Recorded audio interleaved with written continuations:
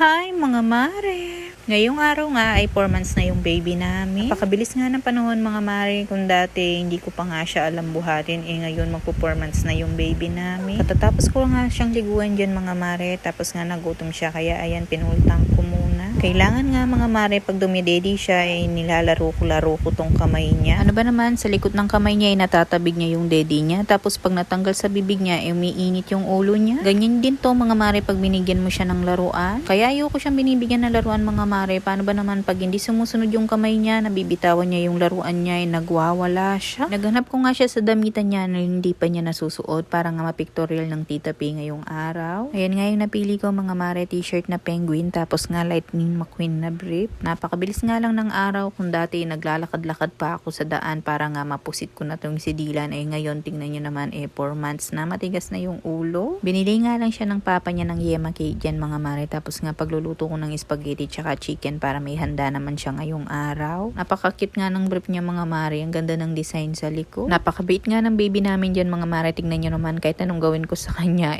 okay lang sa kanya. Labas ko naman ngayon telang nabili ko sa Shopee mga mare para nga sa monthly milestone niya. Gamit na gamit nga ito mga mare, tapos napakamura ko nga lang nabili. Tinitingnan pa mo ako ng bata kung anong pinanggagawa ko dito. Nilapag ko nga siya ng ganyan mga mare para nga mag-brief siya kasi katatapos nga niyang dumede. Pagkatapos ko nga mare dito mga mare, kinuha ko nga yung yema cake niya tapos tinawagan ko nga si Tita Pay. Dahil nga katatapos dumedi ng baby namin at busog siya tapos na-press-kuhan sa pagligo, inaantok na siya kaya mukha siyang wala sa mood dyan. Pero madami namang nakuhang maayos na picture si Tita Pay. Dati nga nung baby pa siya, sabi ko kay Tita Pay paggagawa ko na lang siya ng number cake. Nanonood pa mo ako sa YouTube University kung paano nga gumawa ng mga number cake. Tapos ang ending sabi ko madami pang gastos sa Cheche Boreche yun, bibili na lang kami monthly ng cake. At least ito kung gusto namin iba-ibang flavor tapos masarap na agad. Baka kasi pag ako yung gumawa, palpak na, pangit pa yung lasa tapos hindi pa maganda sa picture. Sayang naman, di ba? Mumurahing cake lang naman yung mga binibili namin. Alam niyo naman mga mare, wala tayong budget dyan. Tapos ito na lang sana yung handa niya, pansit tsaka yung pritong liempo. Kaya lang sabi ni Tita Pei, gusto daw niyang kumain ng spaghetti tsaka chicken joy. Kaya yan ng hapon, gumawa pa kami ng spaghetti at tsaka chicken joy. Tapos ayan, gusto daw uminom ng ice coffee ni Tita Pei. Kaya yan, pinanggawa ko siya ng ice coffee. At syempre mga mare, meron kaming mga alaga dito. Hindi pwedeng kami lang naman yung mag-celebrate. Kaya ayan, pinaghanda ko din yung tatlo sa labas. Naubos nga nila yung handa ni Dylan dyan mga mare. Paano ba naman ay nakikisali yung mga bibi? Pag ganyan kasing may kaagawan si Peter,